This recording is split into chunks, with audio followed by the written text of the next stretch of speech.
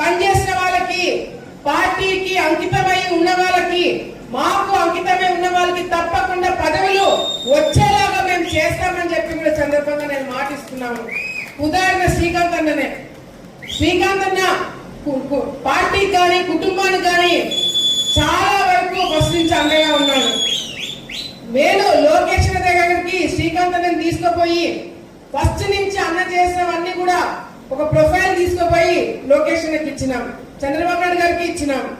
కానీ అదే మండలం నుంచి ముక్కు ముఖం తెలియని వాడు ఎవరైనా వెళ్ళి పదవి కావాలని చెప్పి మాకు తెలియకుండా తీసుకుంటే మాత్రము ఆలగడ్డ నియోజకవర్గంలో అడుగు కూడా పెట్టనివ్వమని చెప్పి సందర్భంగా తెలియజేస్తున్నాం. పార్టీ నుంచి మొదటి నుంచి ఉన్న వాళ్ళకి మీరు పదవులు ఇస్తే ఇవ్వండి, లేకపోతే అసలు పని చేయని వారికి పదవులు ఇస్తామంటే కూడా అది కరెక్ట్ కాదని చెప్పి పార్టీ దృష్టిలో కూడా మేము పెట్టడం జరుగుతుంది. అట్లా చాలా మంది ఉన్నారు.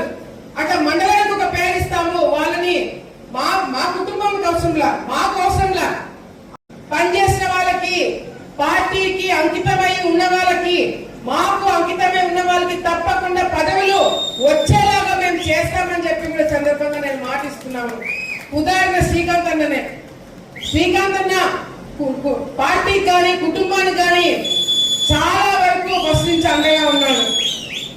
నేను లోకేష్ దగ్గరికి శ్రీకాంత్ అన్నని తీసుకుపోయి ఫస్ట్ నుంచి అన్న చేసినవన్నీ కూడా ఒక ప్రొఫైల్ తీసుకుపోయి లోకేష్ అన్నకి ఇచ్చినాం, చంద్రబాబు నాయుడు గారికి ఇచ్చినాం.